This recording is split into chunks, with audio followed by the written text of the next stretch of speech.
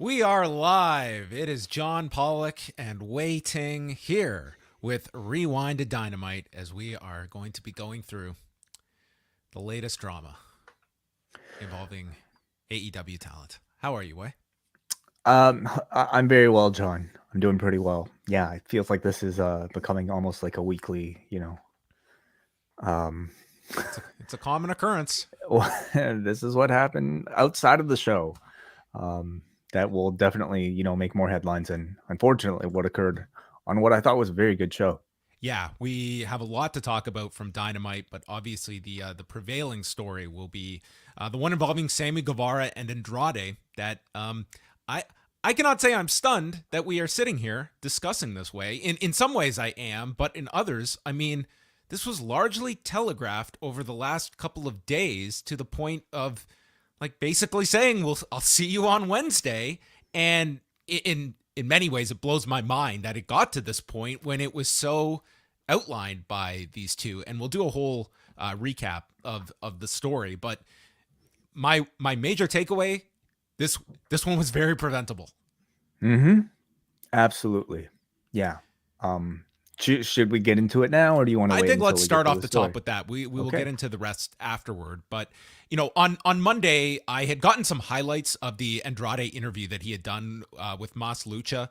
But because the interview had been in Spanish, and I sometimes things are lost in translation or context, I didn't want to necessarily focus too much on it Monday because I didn't have a time to really go into it. But on Tuesday, like you could certainly see what the context was. Speaking a lot about his relationship with Triple A and other problems, but I guess the major story was discussing an incident with Sammy Guevara that occurred after they had had a match, and Sammy Guevara allegedly complained to him in the locker room afterwards that he hit him too hard, and Andrade named Sammy, and quickly afterwards, you saw Sammy put out kind of this not so veiled tweet. What did he call him? Like a favor hire, and calling him a bitch. And it went back and forth, but you can see some of the highlights here. Andrade stating, "I said it to your face. If you had a problem with me and you said nothing, I won't beat your ass because I'm a professional. Don't be scared. When I say something, I name names, and I'm not scared to get fired." Guevara quote tweeted that, "You didn't say shit to me, you liar, but here's some truth, you ungrateful prick. You would be jobless if it wasn't for your dad-in-law. And are you really mad at me or mad at yourself for failing to get over for a second time? Just go back to WWE like we all know you want to and fuck off." And it ended with Andrade, "Okay, I'm a liar. See you on Wednesday. I'll tell you to your face again, and nothing you say that you do not have any problem." And that is how that ended. So, how these two got into close proximity enough on Wednesday is mind-boggling, given this is the premise of their week and what was leading up to this. So, within less than an hour before Dynamite, we see Tony Khan tweet out that the match for Rampage between Preston Vance and Andrade, the Mask versus Andrade's AEW career, is now off. And in its place will be the Dark Order challenging Death Triangle for the Trios titles. And certainly people were at least assuming some fallout of this incident has occurred where Andrade is now off this show on Friday. But then, just as Dynamite was about to go live, TMZ Sports reported that Sammy Guevara and Andrade were involved in a backstage altercation with Andrade being sent home. The site reports, "We're told the incident happened backstage at a Dynamite show at the Entertainment and Sports Arena in Washington, D.C. Wednesday night.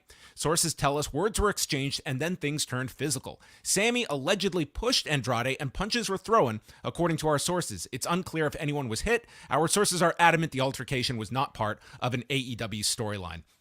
That's one thing in all of this way, is that I feel by this point, at least my Twitter timeline, it's no longer the, "Oh, it's a work," default. It's, no, odds are this actually happened, and there's nobody playing conspiracy theory anymore when it comes to these incidents.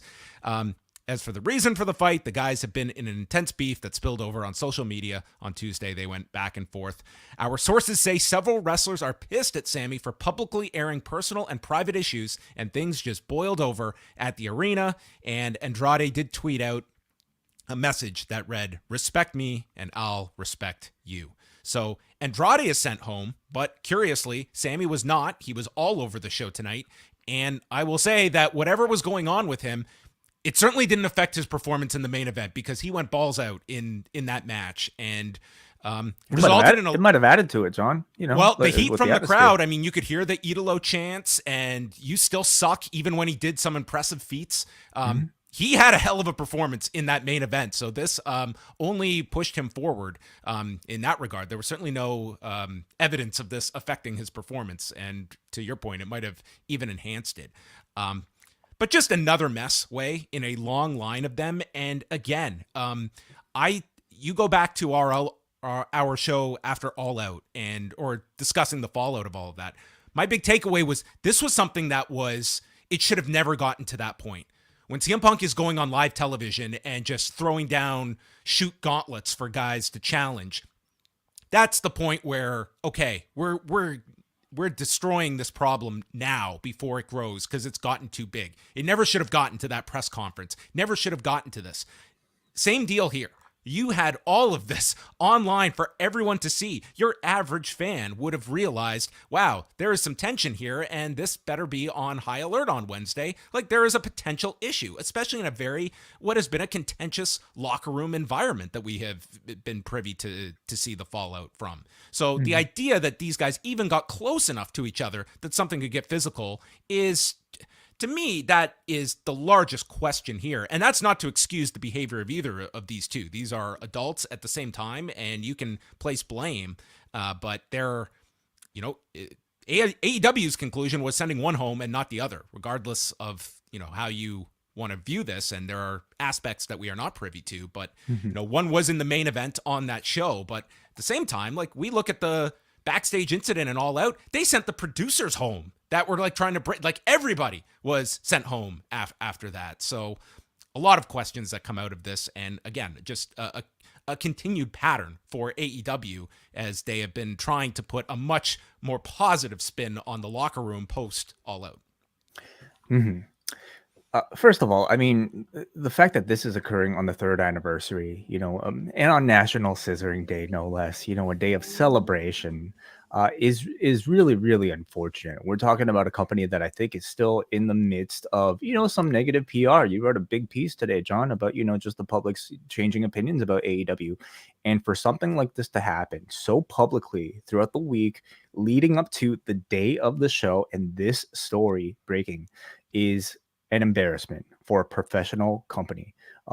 And it's just sad. And beyond that, it's hard to speak about the specifics without knowing anything more than, hey, an altercation occurred. We don't know if even the punches connected, but not to say that even matters. The fact that it even escalated to any sort of physical altercation, or the possibility of physical altercation, calls into question so much of, I think, whatever talent relations team is currently in place in the company.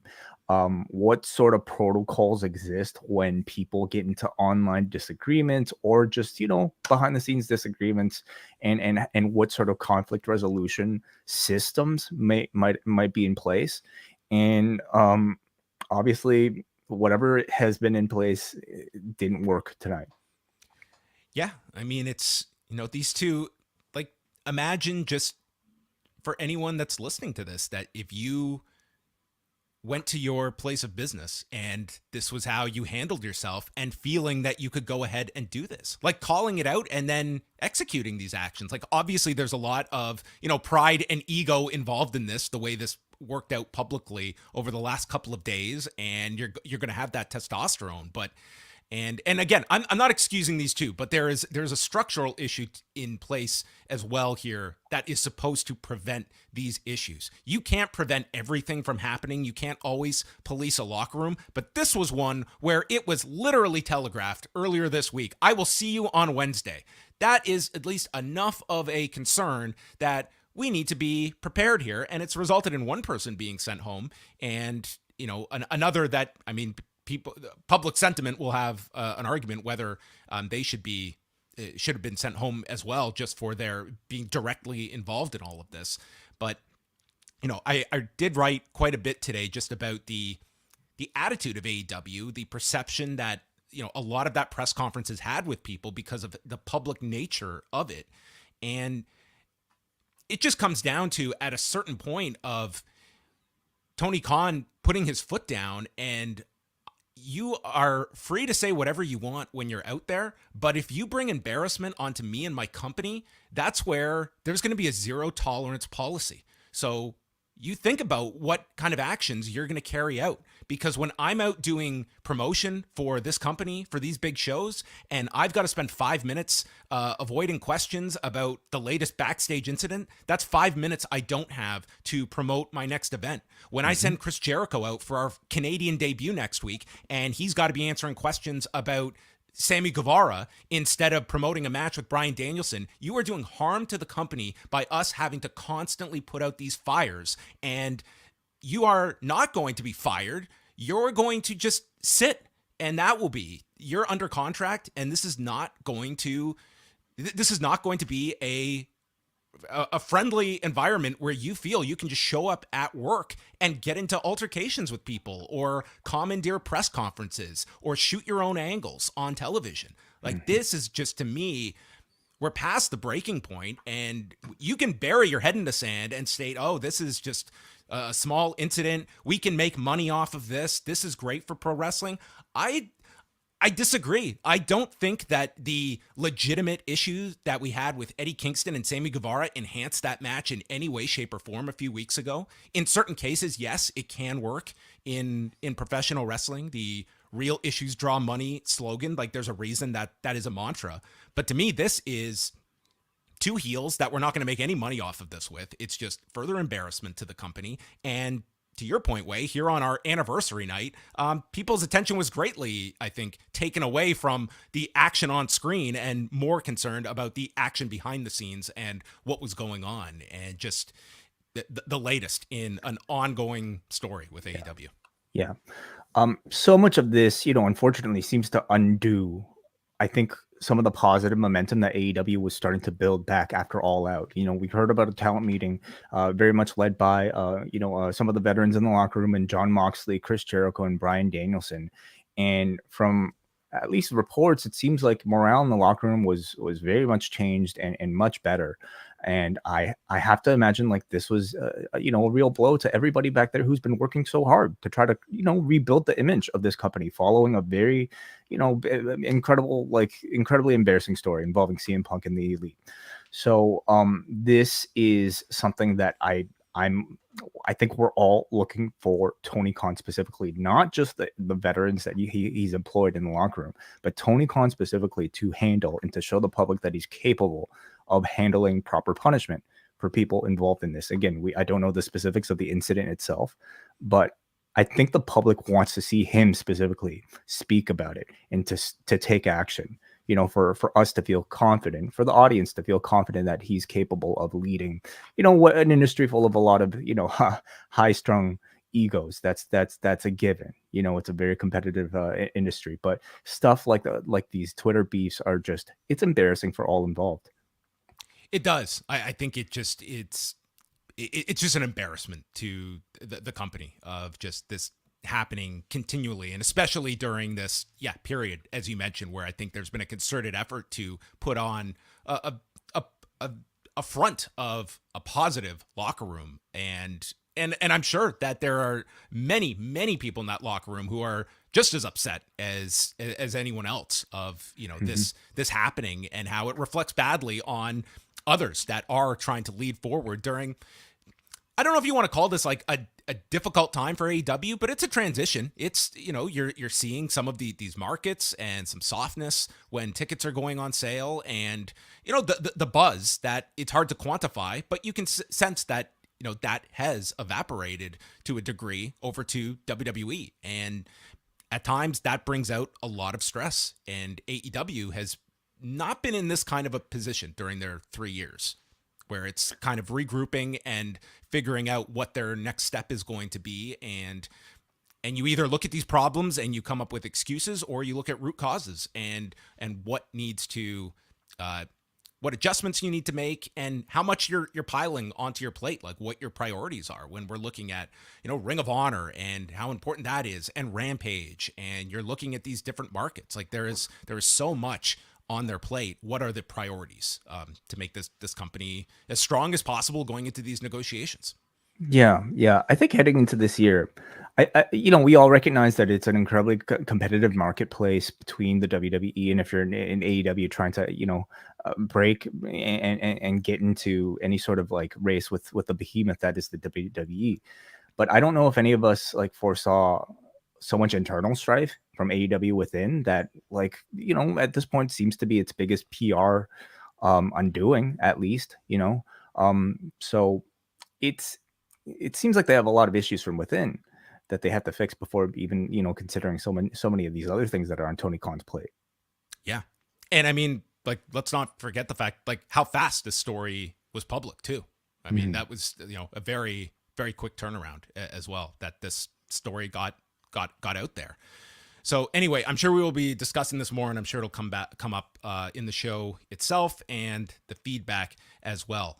Off the top, before we get into the review, I wanted to alert everyone to our latest edition of Rewind-A-Wai. We just put out on Tuesday night 2+ hours dedicated to WCW Great American Bash 1996, which was our second consecutive WCW review after Starrcade 1995. And we've gotten a lot of compliments for our WCW coverage of late, and another big deep dive into WCW, this time in 96, right as the NWO angle is taking shape with a big angle involving Eric Bischoff and headlined by a classic between the giant Paul White and Lex Luger.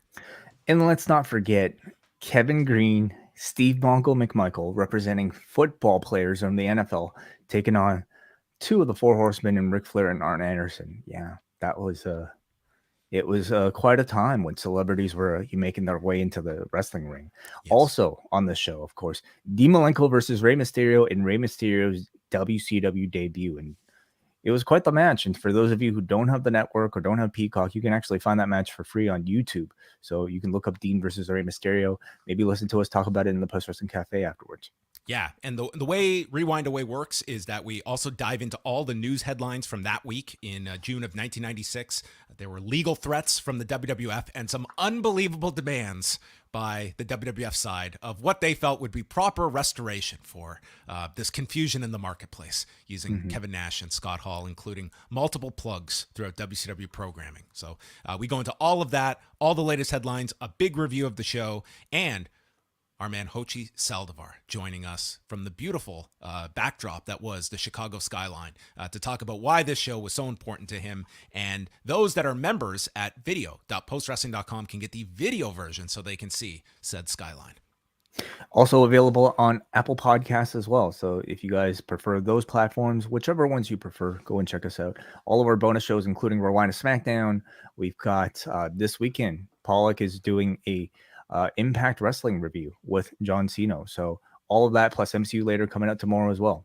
Yes, we're splitting up on Friday. I'll be doing the Bound for Glory post show with Cino for Cafe members, and that means a free edition of Rewind-A-SmackDown. Wai and Kate will be covering SmackDown, the season premiere from Worcester, Rampage, and Battle of the Belts 4. 4 hours covered by Kate and Wai live this coming Friday night. So plenty of audio coming your way in the next couple of days. And the final note is that next Wednesday, Dynamite is in Toronto. So that means the ultimate post tailgate party, where we are going to be meeting at the Tim Hortons in Liberty Village, 171 East Liberty Street, outside in the parking lot. Grab your coffee, grab your muffins, If someone wants to, Tim Biebs. if someone wants to drive up from Chicago with some Mindies, you're more than welcome to.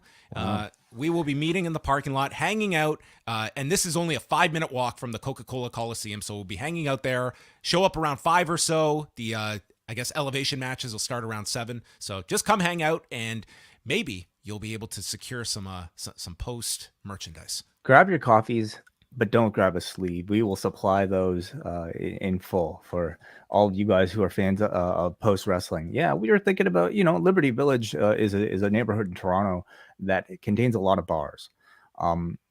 It's also the Leafs versus the Canadians.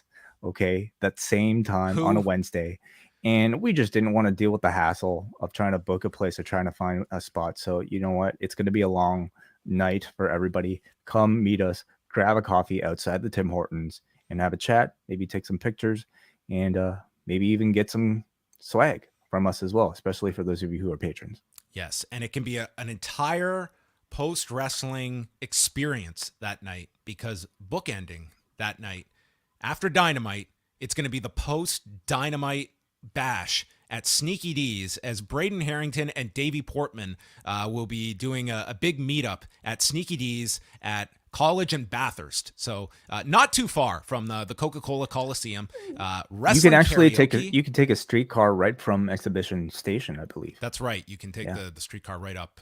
So yeah, karaoke, wrestling themed drinks, gifts, and prizes.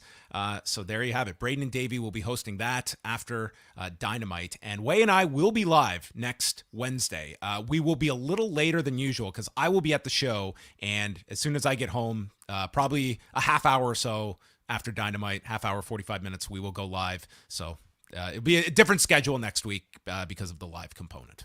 And all of those events are absolutely free, no cover charge. Certainly, we're not charging cover to Tim Hortons. To stand outside in the cold, probably. It'll be a very Canadian meetup, very post-wrestling type of meetup. Let's hope the weather cooperates. It should. Yeah, it's going to be me and Wai alone drinking coffee, but that's fine. I always enjoy time with Wai.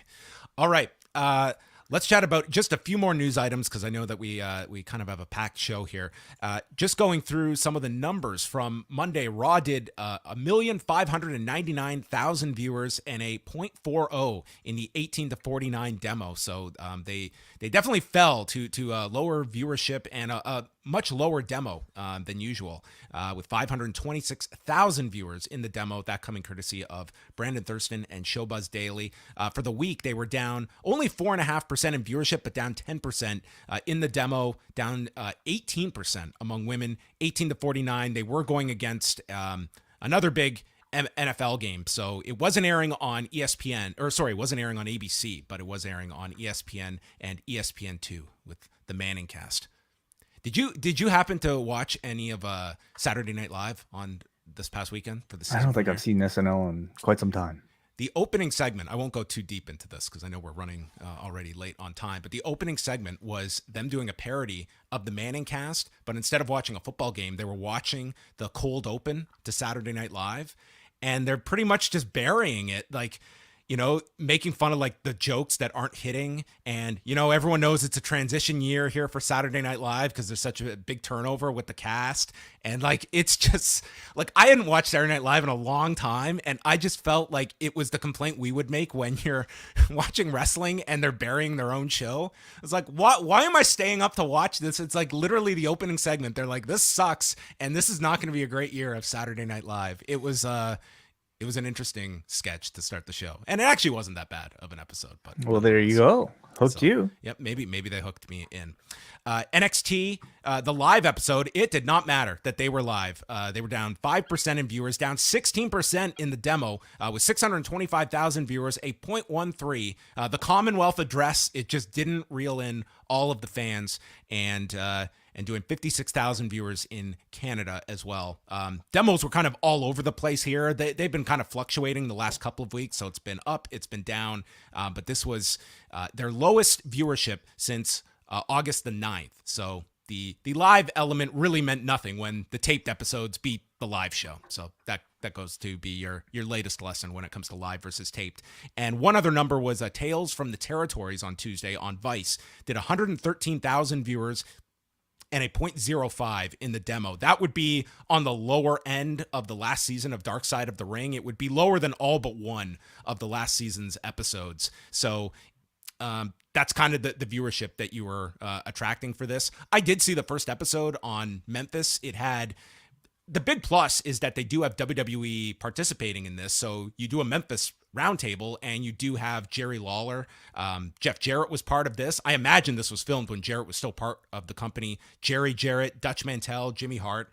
And it's telling, essentially, they just tape these roundtables and they pick the best stories from the tapings. And that's what the episode consists of. So it really comes down to the personalities involved. They do have some of the reenactments. Some of the stories are insane and probably greatly embellished at times, as is professional wrestling. So if you're looking for a deep documentary style into the territory, that's not what this is. It's more so like a table for three with a higher rating in terms of content that they will address, and such as a man's eye being ripped out by Jerry Jarrett and stuff like that.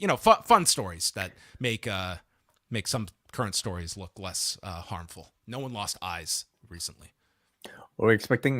Was there any promotion from Dwayne Johnson? Oh, it looks like there was. Oh, okay. Yeah, he was tweeting about it. Yeah, he does voice the opening for it, and yeah, I wasn't expecting any WWE promotion for this, but yeah, Dwayne Johnson did plug this on his social platform. So next week is just a discussion on the Jerry Lawler, Andy Kaufman feud. And then episode 3 is on the AWA. And we have the whole list of episodes and panels up on my news update from last Friday, if you want to check that out. So I think people will enjoy it for what it is. If you enjoy just hearing, tall tales from wrestlers and different personalities, that's kind of the concept of the show. I don't know if it's going to have necessarily the subject matter that Dark Side of the Ring brought, where it really, some of the bigger episodes generated so much discussion over and news, actually, and news that came out of it. Yeah, like the plane ride from hell one as one instance of that as well.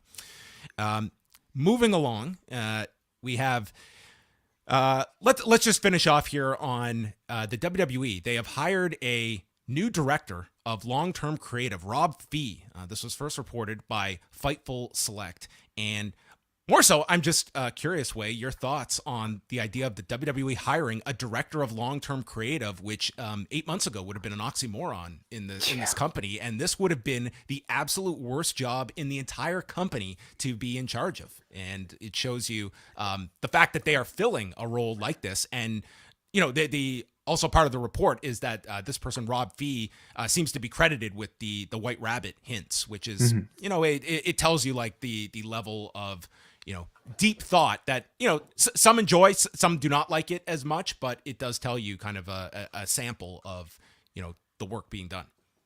I find it was really interesting, just the announcement of it. And I feel very much like the announcement of even this role coming into existence is in a way a bit of a PR move, as if to tell the audience, hey, we know we have issues with long-term storytelling, and in fact, we're going to show you how much we know that by hiring somebody to specifically address that issue. And the White Rabbit things, I suppose they're not necessarily for everybody, but from the reception I've seen, I think your breakdown on Monday was incredible. I was listening back. I was just like, I'm so spoiled that I have you to lean on, because I would have just literally been, I wouldn't have even had the time to try, much less have the ability to break this stuff down. I will let you handle the ratings and the quarter hours and the demos, and I'll deal with the QR codes. That 14 minutes, I think I speak for maybe 20 seconds with like just a stupid one-liner in between Wai's serious analysis. But to me, it's like the type of engagement that I think is very modern, and is hitting a section of the audience that I think has been unfulfilled by professional wrestling for quite a while. So them bringing this person on full time to not just clearly oversee whatever is going to happen with Bray Wyatt, but maybe beyond that afterwards, I think is incredibly promising. Obviously, like in a wrestling context, we don't exactly know what a long-term creative role is going to be, but I think just tighter storytelling, more intelligent storytelling is in complex storytelling is what we're looking for. So outside of Bray Wyatt, I'm curious to see what this Rob feed might have to offer. It was a really tiny thing, but just that comment when Drew, Kevin Owens, and who was the third one that anyway, for the main event on SmackDown last week, and you had Drew and Owens teaming up, and just the little line of Drew and Owens acknowledging the match they had a month or two ago on Raw, like just calling out things that happened beyond a week ago, that gives you just, why are these two teaming up? And after having that big promo segment on Raw back in the summer. Is this person going to be in charge of looking through cage match, histories for Michael Cole on commentary? That would be, maybe that. Michael Cole should really be the long-term creative director. Drew and Gargano were actually Evolved Tag Team Champions. Yeah, back in Gabe's, or maybe that's Gabe Sapolsky's territory. Paul's got all bases covered now when it comes to their research. Let's just do one final thing, and that is for Bound for Glory coming up this Friday. So if you haven't been following along, this is the card that they have. It is headlined by Josh Alexander and Eddie Edwards for the Impact title. I wouldn't say this has been like a tremendous build for this. Like, it's Eddie Edwards turning his back on Impact. So this is kind of the culmination of that, going after the title of Josh Alexander, who's great in the role of champion. I have a hard time seeing Eddie Edwards as a top heel. So it just hasn't felt to me like the big title match of the year that they've been building towards. But regardless, it should be a very good match. Jordan Grace and Masha Slamovich for the Impact Knockouts title. They've just had Slamovich on a tear, not losing since she's come to Impact. So this is her going for the championship after this streak of killing everybody. Matt Taven and Mike Bennett defending the tag titles against Motor City Machine Guns. Speedball Mike Bailey against Frankie Kazarian for the X Division Championship. Mia Yim against Mickie James. And the story they are doing with Mickie James with the last rodeo, it's pretty much a redo of the Ric Flair angle in WWE, where the next time she loses, she will retire, and she is working her way from the bottom towards one more shot at the Knockouts title. So, she is expected to win this one, but this is a long-term story that they are building with Mickie James. Chelsea Green and Deonna Purrazzo defending the Impact Knockouts tag titles against Jessica and Taya Valkyrie. The Call Your Shot Gauntlet with 20 wrestlers, and the winner will get a contract that they can invoke anytime, because this is now, along with authority figures, the constant in every company. You got to have an ability to cash in at any time on your champion. And then Brian Myers, an open challenge defending the Digital Media Championship. Maybe he's going to take on like an editor. Maybe he will take on a TikTok influencer. What digital media challenge will Brian Myers face on Friday? The matches should really be like, whatever time limit. TikTok is actually like pretty long these days, but I don't know. Maybe they could compete for Vine. 6-second match. Okay. Maybe ownership of Twitter at stake, because that's a very contentious issue right now. It looks like Elon Musk, he's back in. He's now, he wants to buy the thing. Is he back in the race? Okay. Oh yeah. I don't think he wanted to settle it was not looking good, his case. So it's like now he wants Twitter again. So we will see what happens there. I will say Friday night, I know that John Cena and I will be watching this. I don't know how well this is going to do. Not only are they going up against 4 hours of free wrestling television, it's a big edition of SmackDown. It's a live Rampage. You certainly have an alternative if you're looking for wrestling on Friday night. On top of that, the Major League Baseball playoffs are starting on Friday night as well. So, I mean, that's a factor. Yeah. So that plays into things too. It just seems like a Friday night pay-per-view for Impact that is not going to be everyone's priority show. I think it's a tough night to run. Live, I'm sure, when they go to a city, they do the pay-per-view and then their tapings the next day. And I'm sure a Friday, Saturday is better to draw from. I just think this pay-per-view, I just do not, even by Impact standards, I don't sense this as one of their bigger pay-per-view events, but hopefully they have a good show on Friday, and whether they do or they don't, John Cena and I will let you know on Friday night for Post Wrestling Cafe members. And you can check out postwrestling.com for all of the latest news, and youtube.com/postwrestling, where if you want Wai's breakdown of all of these White Rabbit clues from the QR codes, that is your place to go. Subscribe, turn on your notifications, and you will get myself and Wai Ting coming at you way too frequently in your feed. We Mess up your appreciate algorithm with post wrestling at all hours of the day. you could do that. Absolutely. We appreciate all the attention that you can give us at any time of day. So thanks. It's one of my concerns is when I click on a video, knowing that I'm going to get just a slew of these videos right afterwards, that I really have to think twice. How badly do I want to watch some video of a guy like, jumping from trees or something, and that I'm just going to get hit. I watch a lot of stupid videos on YouTube and for my enjoyment. And then you should be careful of anything that you click on the internet. If you're going to worry about that, anything you buy, anything you say, John, into your phone. Yeah. Anything I say into this microphone. Are you telling me this is not a private conversation? I think a few people are listening. At least 200 right now. I'm not kidding. In 30 years, like our kids' way, they're going to grow up in a world where they're just understand that they're being monitored 24/7. Yeah, we already are. Yeah, that's fine. It's not so bad. Just submit everybody.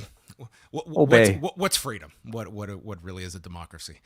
Okay, let's get into Dynamite. On that note, the 3rd anniversary show where I guess I wonder if there was a birthday cake backstage. Hopefully there were no lights going out for anyone. Lights out? What do you mean?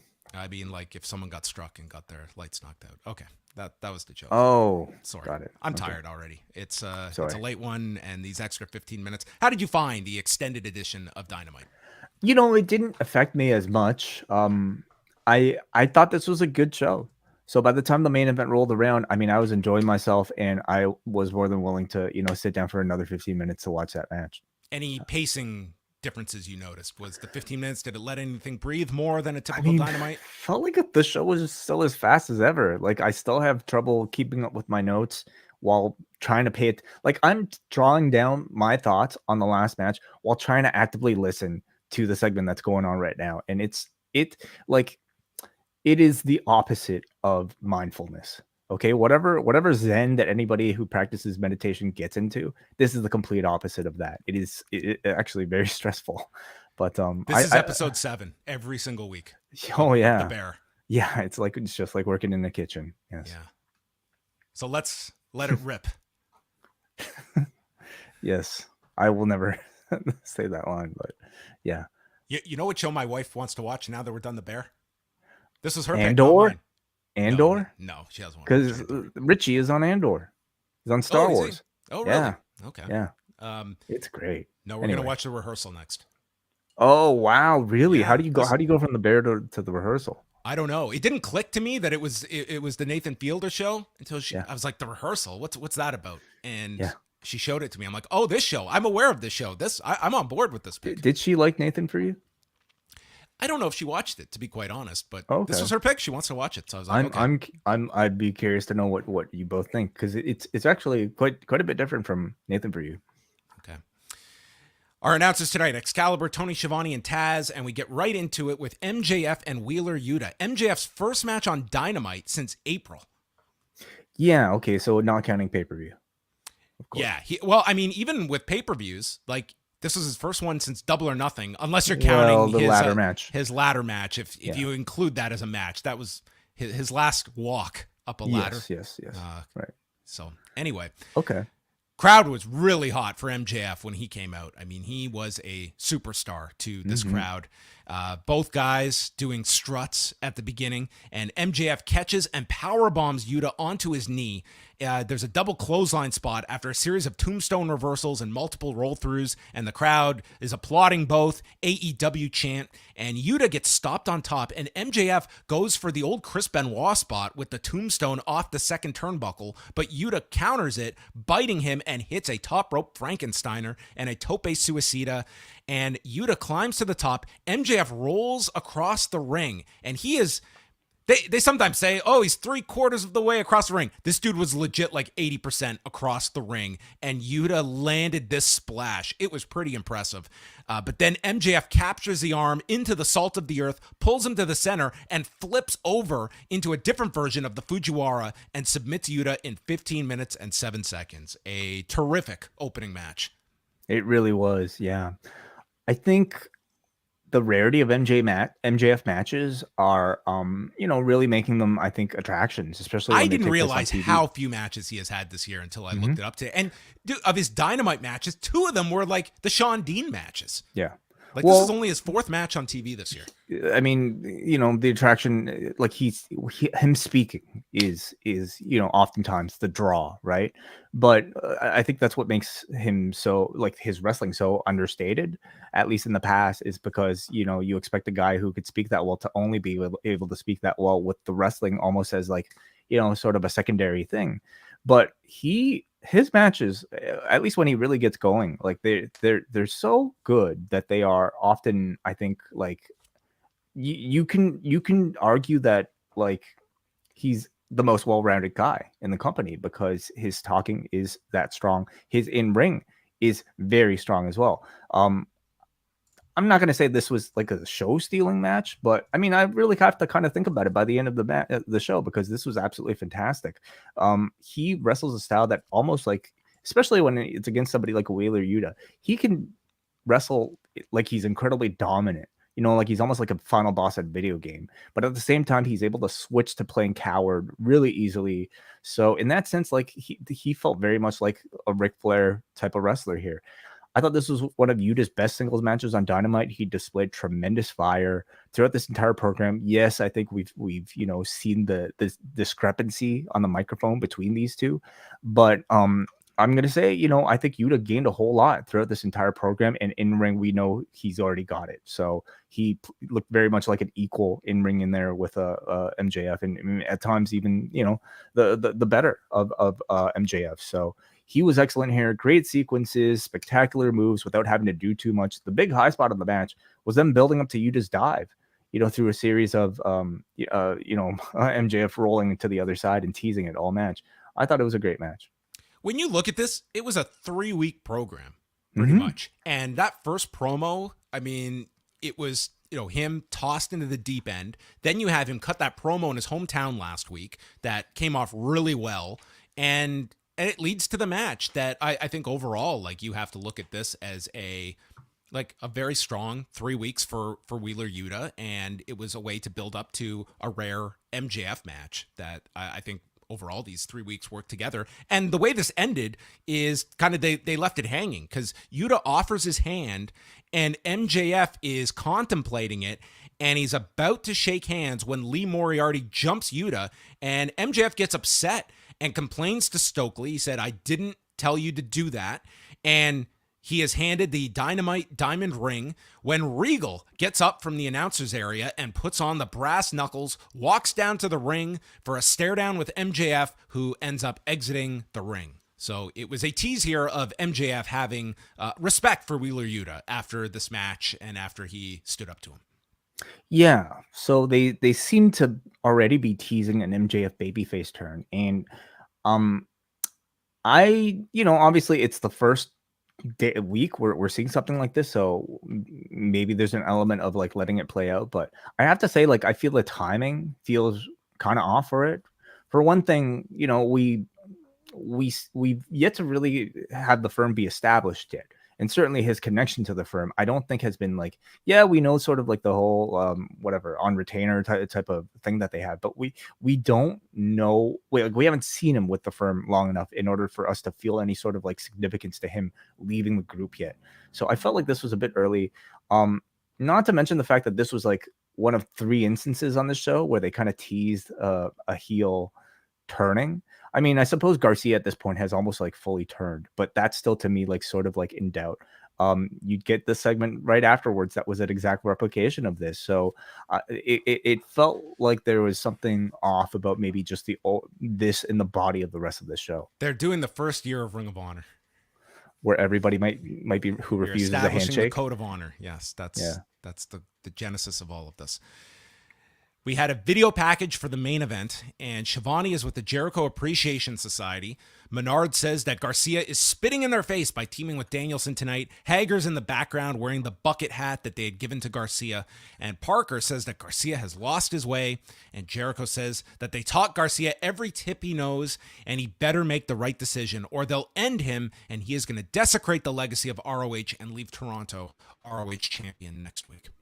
I like so we noticed maybe a bit more video packages last week. I don't know if there were any more this week than typical, but I like the placement of like a video package right after the first match promoting the main event. It makes the main event, that much more significant when They you had several get on the introduced show. It seemed similar like to the format last week. Right. Jay Lethal and Darby Allin, and they mentioned Bobby Cruz is still at home recovering from the attack by Chris Jericho last week. That's not a 1 week recovery period for Bobby Cruz.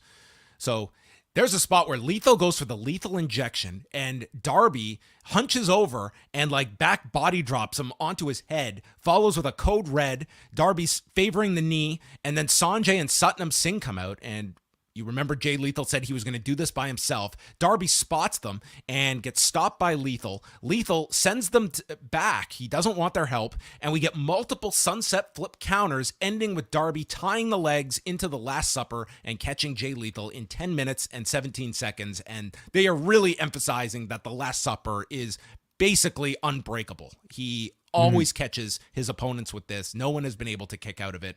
And then afterwards, Darby offers his hand. It's like, what a novel idea here. And he's pretty much like yelling at Jay Lethal that he doesn't need these guys. And then he shoves him. And then Jay Lethal shakes his hand and he leaves to the back as Sanjay is pissed. Yeah. So first of all, very strong match. I thought Lethal was fantastic here. Beautiful technique and everything he does. Really great control of the match overall with some really great looking varied offense working over Darby's knee. Like you said, John, I love the fact that like for a guy who does as many risk taking bumps as Darby Allin, his ultimate finisher is a technical pinning combination. The fuller leg lock. It's like just a simple move. But again, it's like they've made it that no one can kick out of this. So the day someone does, that crowd will go nuts. I don't think anybody should ever. Okay. I think they should protect this thing as even more than the one-winged angel. It's just something I love for a guy who takes such crazy risks. His most effective move is a pinning combination. I can't say like, after the match, all this stuff, like it's the exact same spot as like what we saw beforehand. How many times are we going to get somebody like shaking somebody's hand and then refusing to do so?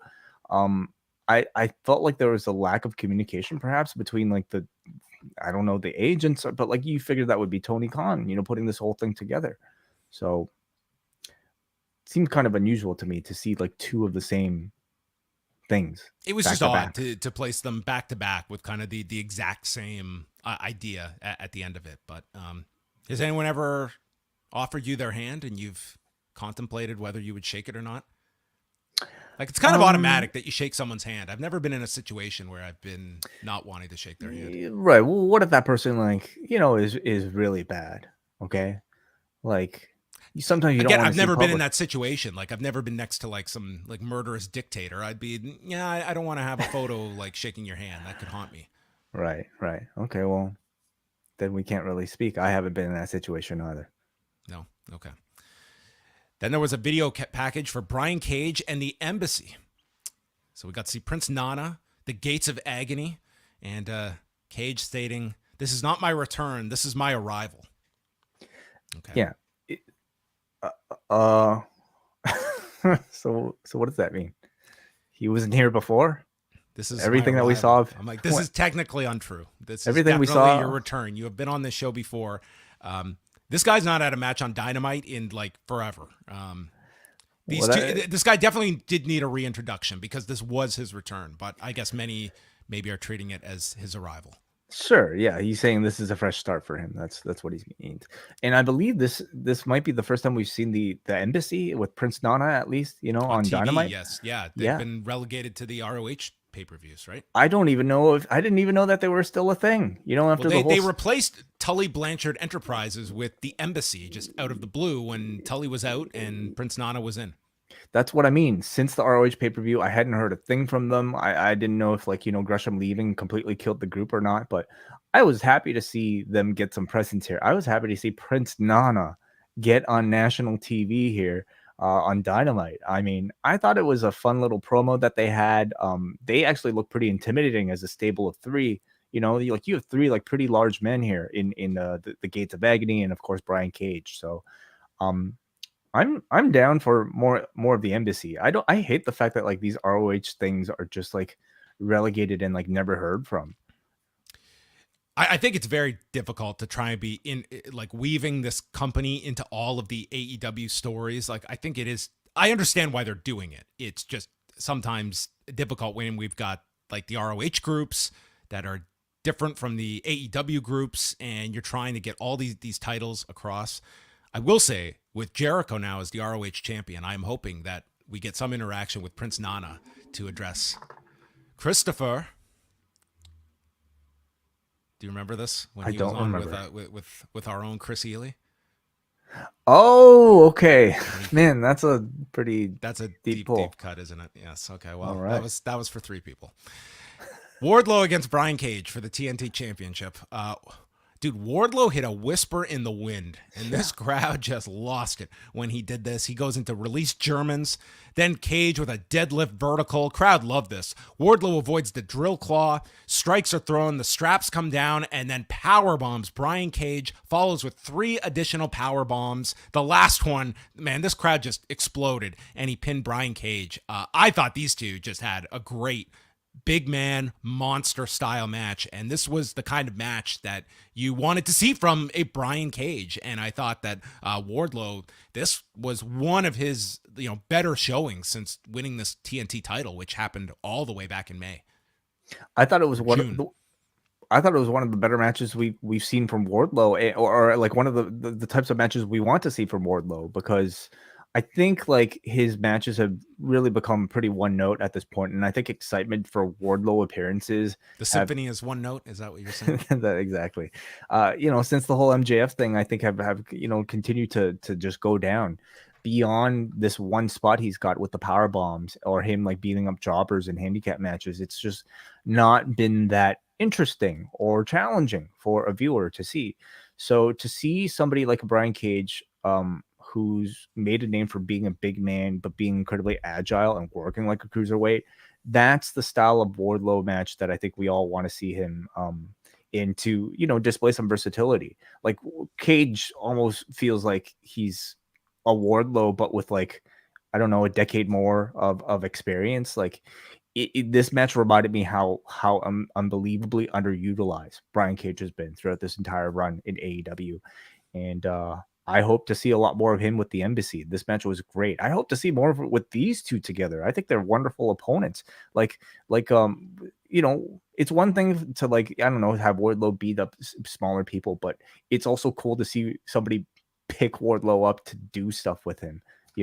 It's they're almost kind of mirror images, these two, just kind of two agile, muscular brunettes, and I would love to see them beat the shit out of each other again. They've set the bar high for Braun and Omos. You think we'll see a whisper in the wind from either of them? Yeah, I think we will. Omos or Braun? Yes. The Omos whisper in the wind. Maybe it'll be the howl in the wind. Yeah. Okay. Yes. Britt Baker says that Saraya will not be wrestling in AEW. Doctors have not cleared her, so you can ship her off into bubble wrap. And this is now her house. And Excalibur questions who those doctors are. And I think everyone took this. Okay, she's been cleared. Yeah, I guess so. Yeah, so this was meant to be the heel lying, suggesting that she's not cleared when Excalibur was clearly asking, we don't know what her sources are. Is she telling a lie? Yeah. I thought it was kind of anticlimactic to do it this way. It was, and then her physically getting involved at the end of the match. Like, I think you could have built this up where it's this question that's lingering, and then finally Paige is pushed to the brink, and she's then announces that she's going to wrestle. There are a million things they could have done last week that were better than what we actually got, and this was one of a million. Setting up whatever they wanted to set up with Saraya. If they were going to do a big reveal of her actually being physically capable, it should have started last week. Instead we're just kind of left not caring. And today, I suppose, they tried to make up for lost time last week, and then just kind of gave you an answer by the end here. So it's Toni Storm, Athena, and Willow Nightingale with Saraya in their corner against Jamie Hayter, Serena Deeb, and Penelope Ford with Britt Baker in their corner. Really big reaction for Jamie Hayter. Hey, also 9 o'clock spot for the women. The crossover, yes. So, well, I suppose like when the show it goes until 10:15, is it still 9? Does it switch? No, it's still. I mean, the crossover segment is into the new hour. Like that is, it's that's significant. One of the important they segments. all got their entrances too. That's right, and like Hayter got a tremendous response. Willow always gets like a very strong reaction. I thought like this crowd, it was around like 3,000 people, but man, when they popped, like it sounded a lot louder at times when they got into certain moments. And I thought this match, like the crowd enhanced this quite a bit throughout the two segments that they had. Crowd was chanting Deeb when Serena was in there. And Serena looked great in this match, I thought. She attacked Toni's knee, went for the Muda-lock vertical suplex combo onto Athena and Storm. Then Rebel grabs a crutch from underneath the ring, and Saraya takes it away from her. Willow pounces Deeb, and then we just get one by one. Everyone's coming in. Deeb spears Athena. Hayter hits a backbreaker to Storm, and then Penelope Ford does the Matrix. And then as she's like hunched over, she elevates into a cutter. And I had to rewind this. I was like, what the hell did I just see? It was pretty incredible. Like you get the sense she almost like lost her balance, but somehow like had the core strength and I don't know, some control of gravity to lift herself up. Never saw DDP Yoga produce that for a diamond cutter. Certainly not in 1996 at the Great American Bash against Marcus Bagwell. No, but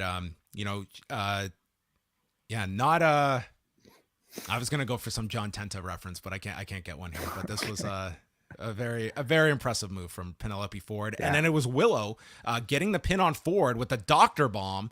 And this will set up Willow Nightingale challenging Jade Cargill at Battle of the Belts on Friday. But I enjoyed like the match, and the crowd really brought it up too, because they reacted to the women like they were big deals, like when they were in. They are. Like, I think at this point, man, I thought this was such a great rebound from last week where it felt like everybody's role in the division was diminished because of this giant net that they were all suddenly under, with this quote unquote women's revolution that's Raya introduced.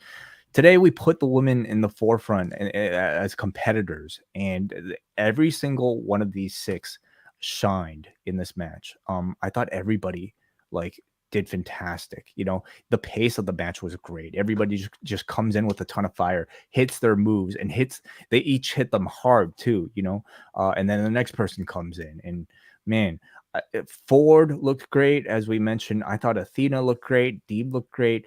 Toni Storm was probably the hardest hitting one of them all. Like she actually felt like the champion this week. I thought it was great. Yeah, I thought the match, it came off very well. It was, the crowd was into it, and, you did set up something with Willow Nightingale at the end, moving that forward. And yeah, overall, yeah. I would say that it was certainly a much more reduced role for Saraya on week 3. Yeah. And I thought the angle is what she was here for. But before that, just on the Jamie Hayter front, they're still kind of downplaying everything. Like they're acknowledging that she's getting a great reaction. She's acknowledging it, but then kind of shutting it down. So I get the sense they're running with the crowd's not giving up on her. So I think they're just running with this sort of Daniel Bryan, Kofi Mania type of thing. Where they're calling out the reactions that she's receiving. They're de-pushing her in the hopes that the audience will push her for that reason. So Baker gets into Saraya's face, and Paige attacks her, and they get into a striking battle. Rebel then begs off, and Saraya kicks her. Strong reaction for the post-match, and then you have Excalibur say that maybe Britt Baker received bad information. So, I mean, it's the direction that you were led to believe when she came in. I just think this could have been revealed in such a more dramatic way and let it play out, where that question is lingering, that is she going to wrestle? And this felt like we are just skipping through that aspect of the cliffhanger and just going right to the answer and now into the program. And I think this could have been maximized just over a longer time and have a better reveal than just, okay, she's physically involved and she's cleared. Sure. Yeah, absolutely. I mean, I think at this point, though, like even after the segment, you're kind of still left wondering exactly what the extent of clearance might be. Her slapping Britt Baker or getting into a hockey fight with Britt and then like delivering a kick, I think at least told us that she can deliver moves in the ring. Is it to the point where she could take bumps? Is it to the point where she can, have a full on match? That is still unclear. And I think maybe intentionally vague.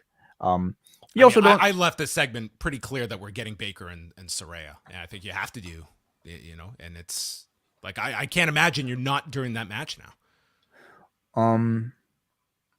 Don't you think? I think Like, they could do what's it. the purpose of this angle if you're not going to that match? Well, you could still do something involving Saraya without actually having her physically like taking bumps in the match. She could be like she could manage a team and then get involved in the spot afterwards. And as long as she gets the big spot, like to me, it's still vague. Because if it was what you're saying, John, they would have explicitly said so, right? And maybe that's them. I mean, he said out. she probably got bad information. Like I think like that's as much as they're flat out stating that Baker's wrong, that she's obviously ready to go. So. Perhaps, yeah, perhaps, but like they didn't explicitly say it, so maybe they are still dragging it out a bit. And I got the sense like if it felt rushed to some people, they probably felt like they needed to make up for the lack of clarity last week. I felt they just like continued to make it kind of unclear this week, but no, it was more answers than we had a week ago. And who knows, like what maybe there was a hold up in her getting cleared and they didn't want to deliver an answer last week. I don't know, but I thought this was a positive week though overall for the women.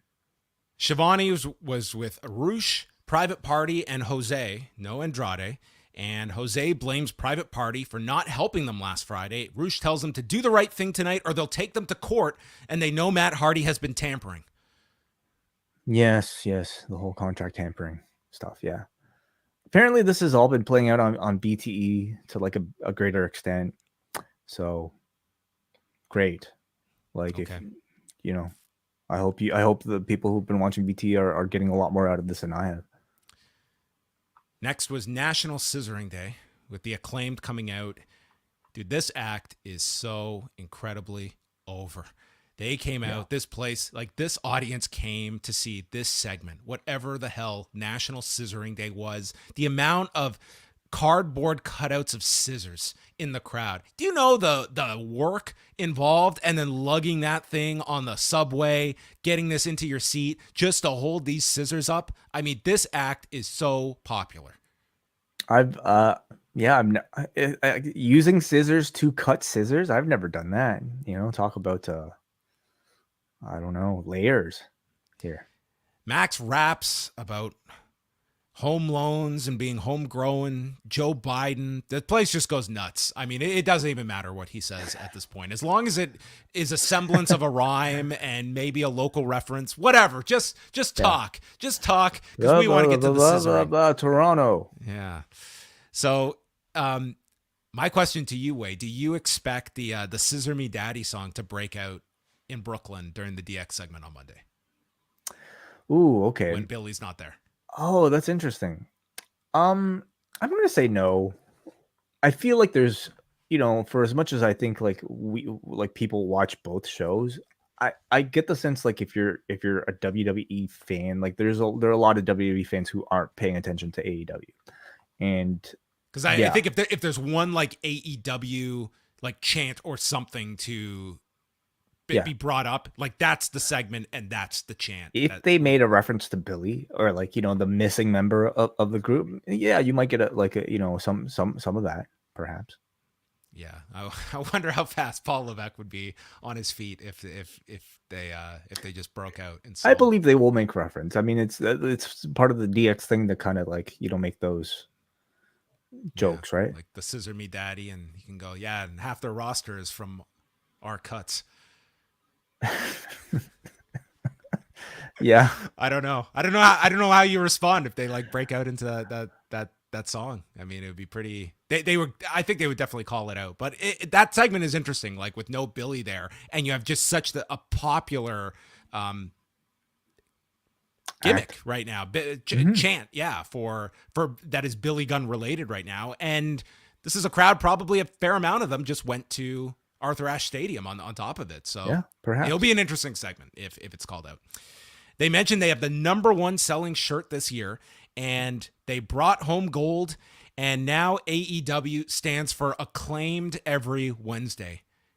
Their merchandise line is just print money, as they're just coming up with these ideas that they should make a Acclaimed Every Wednesday shirt after this. Bowens knows they should make real scissors. I don't know if you want to be selling those at wrestling shows. Oh, really? Why not? Yeah, that didn't go so well for WCW in the early 90s. Maybe Arn can sell them. Well, there you go. That was way too. Bowens knows a thing or two about scissoring. Babe Ruth was the Sultan of SWAT. He is the Sultan of Scissor. And says that scissoring is a handshake, a sign of friendship, of a true team. And people want to be represented. People want to be represented by a real team, not two people just thrown together like Keith Lee and Sneaky Swerve, which was a hilarious line given that these two were literally thrown together with Tony Khan's idea. And talk about a home run idea of, I'm sure Tony Khan did not envision this being the end game, but no. I mean, this was his idea that these two would work together as a team. And it's one of, you could argue, the most successful AEW created act that they have cultivated. Yeah, I'm trying to have to, I'm going to have to think back for that. But as far as two people that were relative unknowns, getting into the company and certainly non-existent as a tag team to the point where they are right now, I definitely think that they're, among the top. Billy Gunn then gets up to the podium and he went to City Hall and he presents the Acclaimed with, I guess, the scissors to the city instead of the key to the city. Mm-hmm. And this got a big pop when they revealed the scissors that were wrapped up.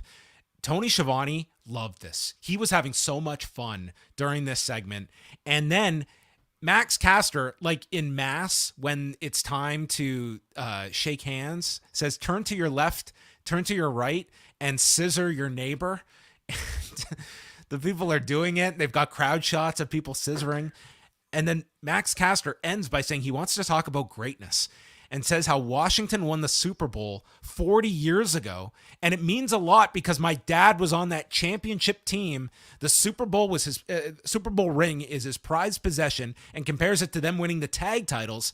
There's no left, no right, no blue or red. They are the people's choice and the people's voice, and wants to have the first ever bipartisan scissor to unite this country, involving the two of them and Billy Gunn, who I took from this, like their assumption that Billy Gunn is Republican. That was my takeaway from this. Do we know how the other two vote? I mean, the guy's name is literally Gunn, so I'm making a grand assumption, I guess. Okay. And he's in Florida, so I mean, the odds are very much stacked, I guess, in that favor. But the first ever, can I just say as well, this segment could have totally bombed, okay? Oh, yeah. This could have been a total disaster, especially on an AEW show where they do not do segments like this, especially for this length of time. But goddamn, are these three so over? And this crowd, I'm sure this was maybe the highlight segment of the whole night for them. For Washington, you mean? For people that were there live. This was the kind of segment that we talked about, especially in the first few years of AEW, being in a crowd like this, they just seemed like they were having the time of their life. It was so these three were so over. And again, it feels like this is a new age version of DX, and I just can't fathom that Billy Gunn has found himself on top of another potential merchandise gold mine with the scissoring now. He is a man of many phases in his career. Okay. Between the Smoking Guns to DX to Billy and Chuck to he's made up for Shoguns. Yeah, the Shoguns. Shoguns. The one. Yeah, no, the man has had. Are we forgetting the Voodoo Kin Mafia? Okay, everybody.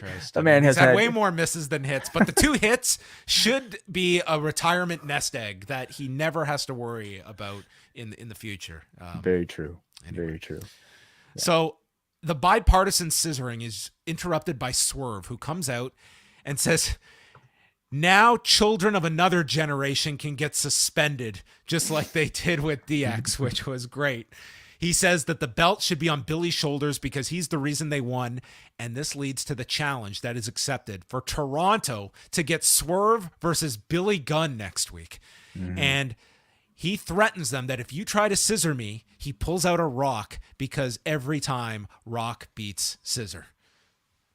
Yeah, he's actually used this line before, like in a backstage thing, but I thought it was a good line the last time he used it. And this, you now have the visual aid. Yeah, he brought out a rock, which was actually a really round rock, wherever he found it. It almost... He must have gone by like a waterfront or something. You don't just find a rock like that at the side of the road. It was a beautiful rock. Absolutely. Then Mark Sterling comes out and he's got like, I imagine the petition, this stupid petition that he was trying to get Swerve kicked out of, that at least reminded me for my worst of picks at the end of the year that this was an angle this year. Because I hated this stupid petition. Right. He also like always carries a clipboard, does he not? Like, is that just not his thing? I don't know. I don't know either. But he had a great line here too. Paper always beats rock. He was wonderful? Right. It was a good line. He says the Acclaim needs Sterling. He wants to represent them, and he wants them to scissor him. And they just beat the shit out of Sterling. Gunn accepts the challenge, and then the 3 scissor for the closing pop on a segment that had no right to be as entertaining as it was for like, this felt like 15 minutes of television time. I can't remember such a lengthy segment here that did not involve wrestling. Yeah. This segment possibly tanking, I think... you're absolutely right to suggest, because segments like these on wrestling shows tend to go 2 ways. Okay, you can get Lashley's sisters, or you can get Bailey and Alexa's "This Is Your Life." Yeah, more often than not, they're terrible. Or you can get The Rock and Saw Connection, "This Is Your Life." Like, you can get gold, and this was thankfully more the latter. I thought it delivered way over expectations. First of all, let's talk about Anthony Bowens. I know him as kind of like I hate to use the term Marty or Sean, like especially with this group where I think both of them are pulling their weight. But of the two, his star felt a little bit lower, or at least he felt like the guy who was more in charge of the wrestling and not as much of the speaking. This guy got behind that podium today and commanded this room. I had no idea he could speak this well with in a professional wrestling setting. He sounded spectacular, and like I got like real glimpses of future main eventer as a solo act just from him here. And then you have Max Caster, who I thought delivered a hell of a speech, injecting, first of all, a ton of his real life sentiment with his father winning a Super Bowl in this city into it. And then all this stuff about like politics. I mean, yes, taking wonderful advantage of being in Washington, of course. But then, like, I thought there was some brilliance here. No left, no right, no red, no blue. We all wear pink, which is a combination of red and blue. Isn't that brilliant, John? Yeah, this was taking like some of Cody promos to a deeper level. I thought done way better. Somehow these guys turned scissoring into something far more metaphorical and impactful than some silly sexual innuendo. Oh my God. And then you had Swerve, coming out here at the perfect opportunity, killing it with an excellent heel promo. I think the most heelish we've seen Swerve in AEW up until this point, and I think the most comfortable we've seen him as a performer on the microphone in AEW up until this point. Super fluid heel delivery, incredible snarl on his face. Every close-up of Swerve I thought was just awesome. Content-wise, like, I'm excited to see Swerve versus Billy Gunn next week, dude. Like, this whole thing was great. The promos were great. Interruptions were great. Everybody elevated coming out of this. Yeah, you get Billy Gunn next week in Toronto, and then he's doing Greektown Wrestling the next show as well. Wow. Wow. I mean, all of a sudden he's a hot guy's act. picking up his bookings, okay? He's on fire right now. Definitely. So Canada loves daddy ass. Then we had a Dark Order promo. So this, I don't know when they shot this, but this was the Dark Order cutting their promo for Friday's Rampage, with Friday being the 2nd anniversary of Brody Lee's final match and the Death Triangle responding. So Trios title match on Friday's Rampage. Yeah, they must have shot this pretty quickly. Like, so you had John Silver doing like a Pac impression, and he began the impression underneath B-roll. So I thought it was actually Pac, and then they cut back to John Silver, and he's got this grin on his face, like doing a Pac impression. I thought it was so funny. See, I'm just taking notes so fast. I'm not even. I totally missed that aspect. So I'm glad you picked that up. Pac is doing double duty. He's doing both Rampage and Battle of the Belts, which are two separate shows that are like it's 1 hour after the other live in the same building. In the Nielsen ratings, they are considered two different shows, but they'll be back to back. Like it's one show. Yeah.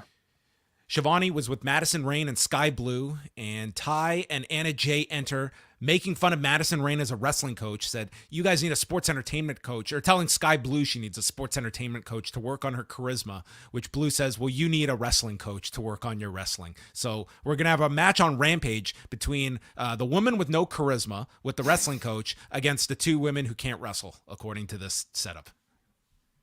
Well, who sucks more? I don't really have much interest, unfortunately. It feels like a match fit for Rampage at this point. Roosh and Hangman Page. MJF is shown in the back with his poker chip. They had a good match here. Page caught Roosh with a DVD jackknife cover out of the corner. Jose was constantly grabbing at the leg of Page. He kicked him off, but the buckshot gets blocked, and Roosh hits a cross-arm pile driver, and Roosh busted open his nose here. Goes for the bull's horns, but it's cut off with a lariat, and then he quickly hops over, buckshot lariat, and wins in 9 minutes and 5 seconds. So a television win for Page. They're really hyping his title match up for 2 weeks for the Tuesday Dynamite. So it will be a rekindling of the AEW versus NXT war for one night only in 2 weeks on the Tuesday. And on NXT, what they're doing as one of the counters is a pick your poison match with Roxanne Perez and Cora Jade, where they can pick the other's opponent. And they've stated you can pick anyone in WWE. So I would imagine we're going to get some main roster matches with the two women on that Tuesday. And I would guess NXT is going to beef up that show on Tuesday going against Dynamite. Exciting. Cool. A one-night return to this. Maybe NXT should call it the Marathon. It's back in session. Okay. I don't know if you really want to call it that, though, because I don't think ratings will reflect too well on NXT that next night. I think Dynamite's run will continue even on that Tuesday and moving nights. Yeah. Good match here between Roosh and Hangman. I mean, I enjoyed it. Didn't really have a whole lot to say about it, though. Like in terms of storyline, it's really just a build up for Page.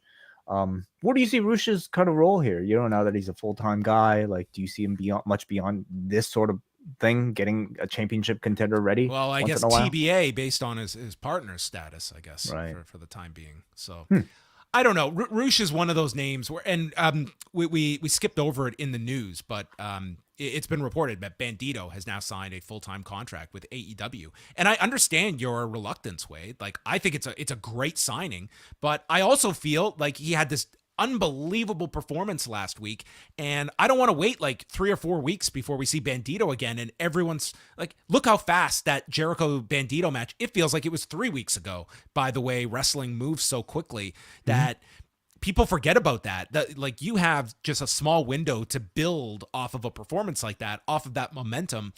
I would have liked to have gotten Bandito, announced that he was offered a contract and he is now signed. Just a follow-up like that tonight on your show is, okay, cool. I remember this last week. Quick highlight pack. And Bandito is now coming in full-time, and look out, because he's coming to, to impress. It'd be a contract signing segment I'd actually welcome on a wrestling show. Private Party surrounded the ring afterwards, so this prompts Jon Moxley to come out. Giant chant erupts for Moxley, and Moxley gets into the ring, clearing it from Private Party, and he tells Hangman he's been waiting for this for 3 years. He's been studying him, and between them, they've beaten just about everyone except each other. He's going to be the last man standing October 18th in his home arena at the Heritage Bank Center in Cincinnati. I'm going to break your face and choke you until you turn blue, because you're in my way to being the true top guy and the best in the world. And I have all the respect for your talents, but when the bell rings, I don't have any goddamn respect for anything. and Moxley was also the recipient of the shit censor that was administered here by TBS. No, this will teach everyone not to say shit, because the censor, it's so goofy sounding. I have to imagine like they probably clear it and at least tell them, hey, I'm gonna say this. It would sound so much better if it was beeped. Agreed. Rather than the weird changing of the crowd sound. And it just sounds like something's wrong with your TV. It has no impact. Censor them. Like, just do the beep. It sounds way more impactful to me. Mm-hmm. Anyway. Agreed. And then Paige came back saying, if you've waited so long, why are you leaving? And Moxley just comes back, calls Hangman a sweet kid. I'm letting you off the hook, but this is your final warning. You watch your damn mouth. Which was a hell of a line to just tell a guy, watch your damn mouth. And MJF is smiling in the back, clutching his poker chip. But I thought Moxley this was a tremendous promo. Excellent. I didn't realize that these two hadn't met before in ring. Yeah, it's a first time meeting. It's a first time meeting in Cincinnati. Shivani interviewed Willow. She's so excited about her win tonight that she's challenging Jade Cargill. The baddies enter, bringing up 2 prior defeats by Willow at the hands of Jade, one of them in a tag match. And Willow says no one can win forever. And what if you become 38-1 and I'm the one? And she said this with a straight face. God bless. I don't think 38-1 is occurring on Friday. Yeah, I like Willow a whole lot, but I don't exactly know if can you beat me for a third time is a great justification for a title match. You know? Ken Shamrock and Tito Ortiz, they did great with that story. I guess so. Yeah, I don't know. I feel like she needed a bit more here. At least like pin Layla Gray or something. Like, give me some reason. She did get the victory, I suppose, tonight. So I guess they gave her the win. I mean, it's a title match on Battle of the Belts, which this is kind of the level you expect of the build. Luchasaurus ran through Fuego Sol with the cutthroat in 26 seconds, and then they go to destroy Fuego some more when Jungle Boy runs down with a chair, and Cage holds Luchasaurus back. Jungle Boy says, "You were my best friend, and then you broke my heart. So I'm going to break your fingers, your nose, your arm, and break you piece by piece until I break you. And Luchasaurus, you can pick the time and you can pick the place." Cage is the one that responds, stating, "We told you not to come back," and mentions that the match is not going to happen in this cesspool in front of these losers. Instead, it will take place next Wednesday in my hometown of Orangeville. No, next week, he's from Toronto, and this crowd, fuck Toronto, boo! Canadian pricks, they get the match. Be quite the drive, 2.5 hours out just to have a match between these two. This program has really cooled down for me, John, over the past several weeks, and I don't exactly know what it is. Is it the fact that it's been dragged on for a bit too long? Have they kind of run out of material at this point, or is it just I don't know, the dynamic not being so interesting? We had Jungle Boy come out here and I think attempt to try to cut a pretty fiery promo. It sounded okay, but it sounded like a guy playing wrestler trying to cut a fiery promo. It's still something I don't really buy yet from him. Maybe someone's going to come out dressed as the Toronto Raptor next week. Oh, maybe that's how Jungle Boy should have returned. He comes probably out dancing should. Next to Luchasaurus, and Luchasaurus is going to go kill the Raptor, and it turns out it's Jungle Boy. Yeah. Well, then what about Christian coming out in blue? As a he blue can be jay. dressed up like a hockey player, just like Dexter Loomis last week. He can be a goalie, I guess. I was suggesting a blue jay joke. Way better, blue jay. It could be a blue dot jay. The blue dot jay. Yeah, I don't know how many people are aware of that story, but yes, there was a time Vince McMahon wanted a blue dot over Christian's face. Look at him. Rampage on Friday. Okay, here's a mouthful. Death Triangle and Dark Order for the Trios titles. Varsity Blondes against Nice and Josh Woods. Ty Mello and Anna Jay against Madison Rain and Sky Blue. And then John Moxley, Claudio Castagnoli, and Wheeler Yuta against Roosh and Private Party. Then we go to Battle of the Belts that has Jade Cargill and Willow Nightingale for the TBS title. FTR against the Gates of Agony for the ROH tag titles. And Pac versus Trent Beretta for the All-Atlantic title. I wonder if Pac is going to bookend the shows with title defense in the opener and a title defense in the main event of Battle of the Belts. But yeah, this poor guy, he should be most upset over this backstage brawl. He's got to do 2 matches, and these are not going to be like nothing matches. Like a trios title match is going to be pretty significant, and then a singles match with Trent. Like, yeah, Pac is he is certainly going to earn his keep on Friday. 2-pack. So many people are tuning out between you and when both of us are firing them off. It's too much for people. Our live viewers are dropping by the second year. They're actually growing, I think. Dynamite in Toronto. Jericho Danielson, Jungle Boy Luchasaurus, and the main event, Swerve Strickland against Billy Gunn. Mm-hmm. Not the actual main event. But you going to be scissoring next week, John? I will not be scissoring unless I'm cutting out a coupon for Uber to come home. I don't know. Cutting out a coupon for Uber. Imagine giving an Uber driver a coupon. Jericho and Sammy Guevara against Bryan Danielson and Daniel Garcia. I thought this match was awesome. They know Daniel Garcia is not coming out to the Jericho Appreciation Society video wall. Ooh. This turncoat. Ian Riccaboni is on commentary, but as explained, Bobby Cruz is mending.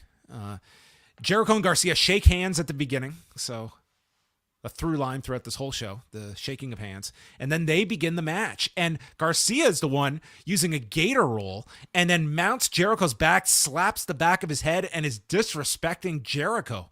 So they go to chops, and then Guevara trips Garcia from the floor. We come back after the break. Guevara hits a one-man Spanish fly to Danielson off of the top. And then we get another stare down with Jericho and Garcia. And Garcia dives off the top. Garcia just turns and punches him in the face as he comes down and just dies. Jericho and Garcia go at it. There's a counter from the walls into the Dragon Tamer, and then Guevara super kicks them free.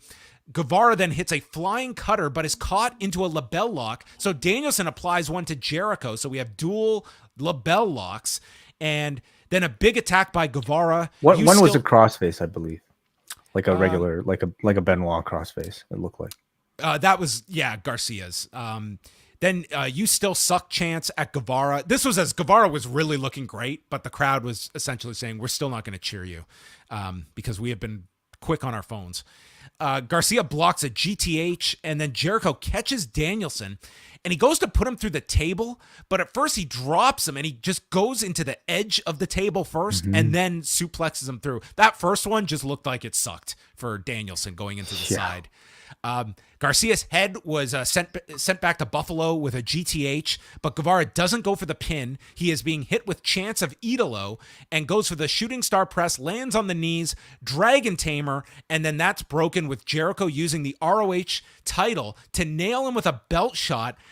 And Aubrey is just there, and the referees are like, well, she was paying attention to the submission, but I mean, whatever the Paul Turner thing was, it was like, dude, it's nothing. Like the referees just like let this stuff go. So let's not pretend like we're doing anything here. It was this, and it was also Roosh using a cable to choke out Paige. They had a spot where Roosh is literally choking Hangman with the cable, and the referee's just watching as they're counting. And shit like that is fine in New Japan Pro Wrestling, where I've grown accustomed to like there being absolutely no rules when it's outside of the ring. But AEW has, I think, made a real effort, and they've stated as such that they're trying to crack down on like the poor refereeing. So they need to get a handle on some of this stuff. Especially when you call it out and you've made it like a story now with Khan calling Where's it out. Jim Ross to point this out?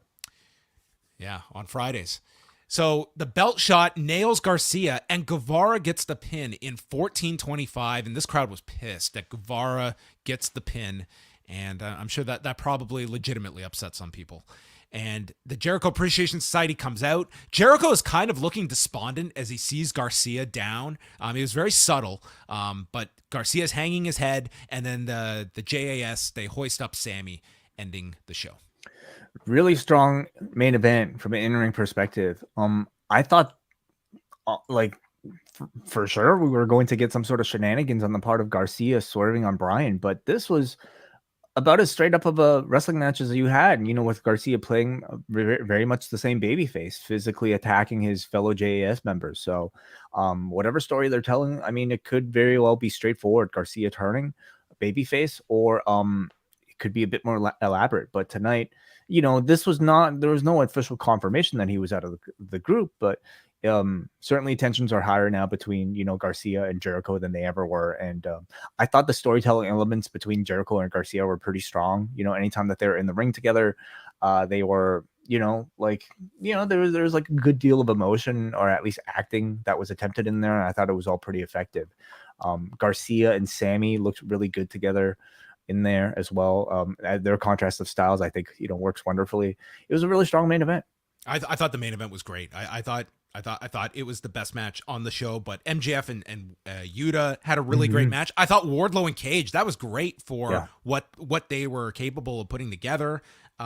Really, like the women's match was entertaining. Hangman, like it was just a solid win, like not the match of the show, but perfectly fine for what it was. Lethal and Darby. And Luchasaurus was more just the angle with Jungle Boy. Like it was a very the episode. National Scissoring Day, John. That was an awesome segment. Yeah, that worked really well because of that crowd. Yeah, and because of the performances and the content of the promos too. Yeah, they were great too. I thought top to bottom it was a very entertaining show. Like not any bad segments that I remember at this point. I thought everything was like entertaining and built productively to the future. And again, it's too bad that that's not the headline coming out of this show. No. And it's even further evidence of why you would be really disgruntled if you were someone busting your ass. And that is going to be the discussion coming out of this show, is not anything that happened on screen and everything that happened off. Yeah. So we will open it up to super chats. You're always welcome to chime in with your thoughts if you are live in the YouTube chat, and we will also be going to the forum.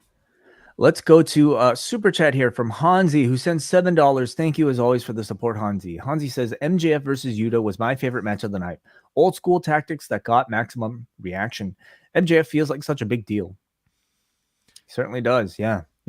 I mean, do you see, like, how often do you see an MJF wrestling? Once a year. Like, do you think he tries to keep it to this extent, or is it better that he does? He doesn't. I think there's definitely something. It seems like there is this kind of balancing act you want. That there is the complaint that Roman Reigns. I think with Roman Reigns, it's compounded now with the reduced schedule where he's literally not on the show quite a bit.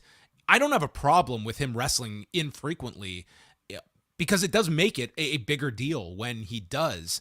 I think with MJF, you can still keep it special, but he's a regular appearance on the show. I mean, it's rare that a week goes by that he is not on the show, unless he's, on a sabbatical like he was earlier.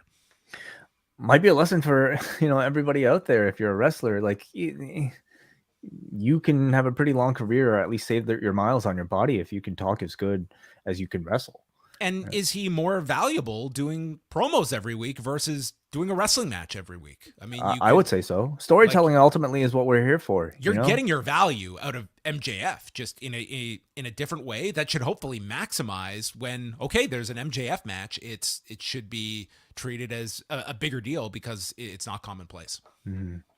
Let's now go to forum.postwrestling.com, which is our free message board for anybody who wants to interact with fellow members of the post wrestling community. But the feedback threads for all of our shows are exclusive to our Patreon members, where you can post feedback for every show, including this coming Friday's SmackDown, Rampage, and Battle of the Belts shows.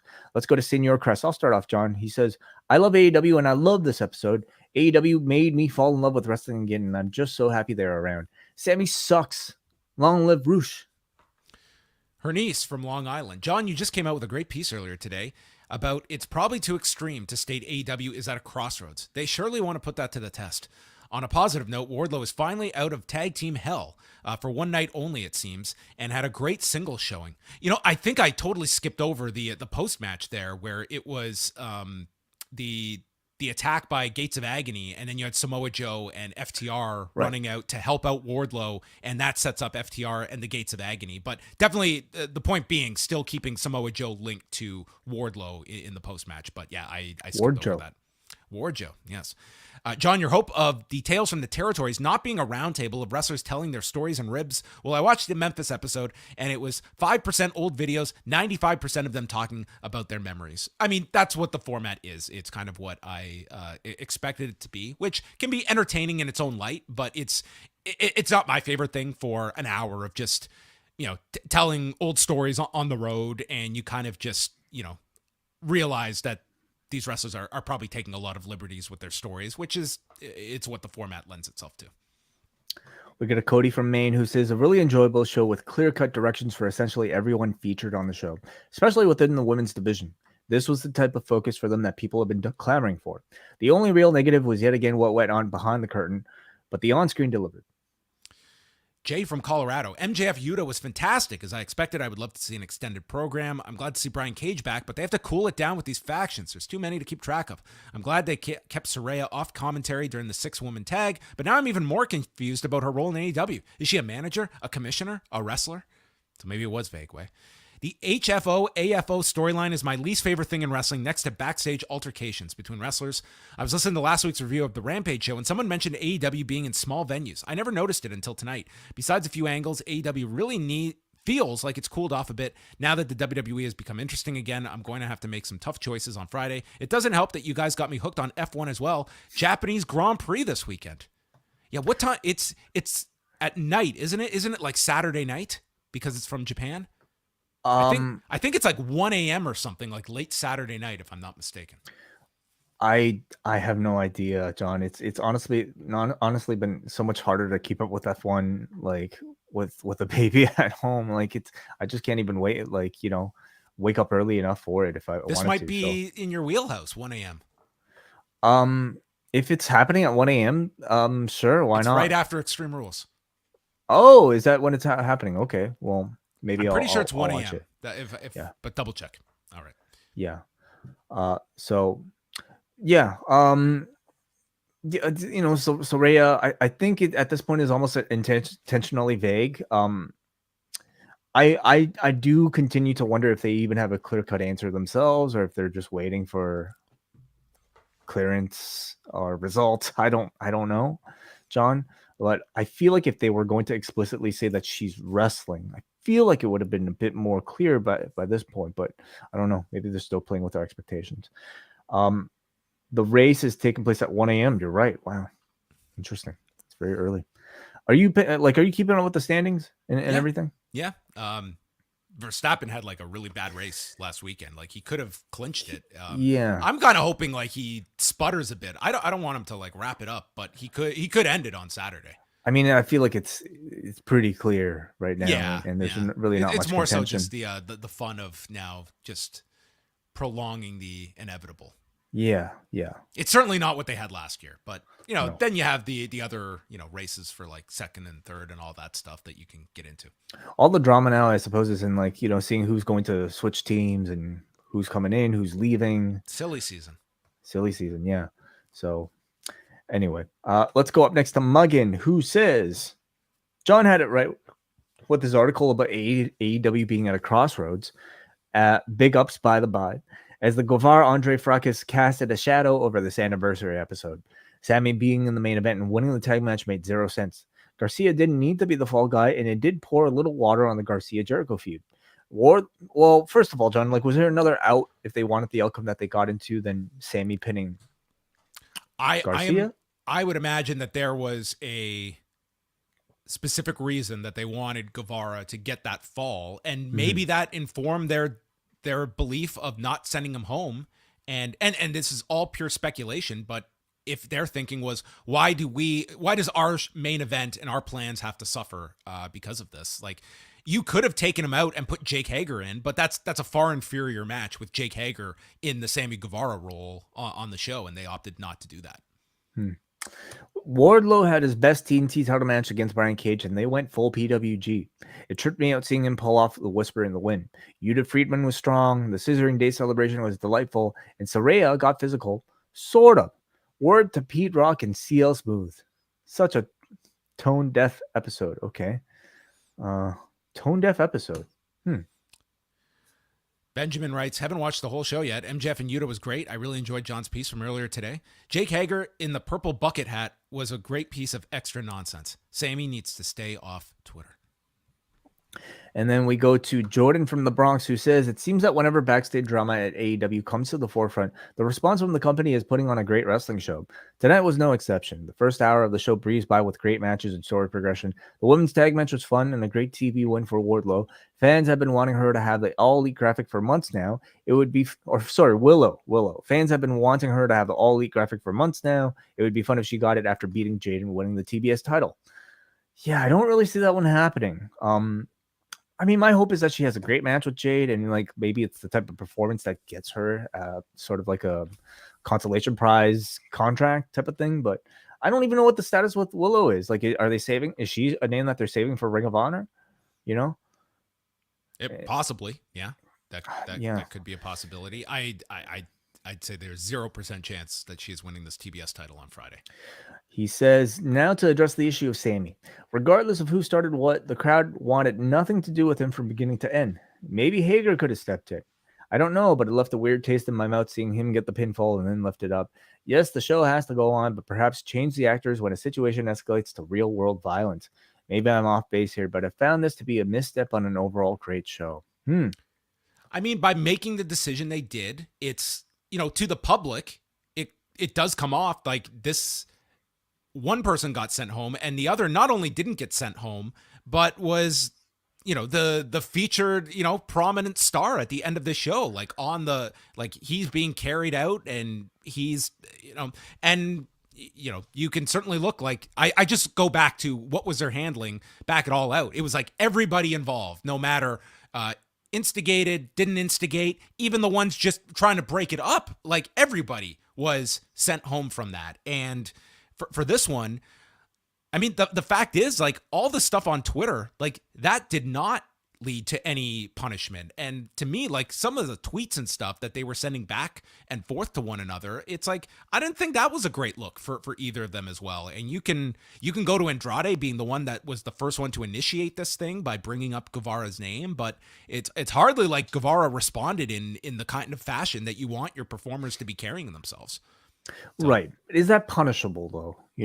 Like, I don't know if anything is specifically punishable until it gets physical.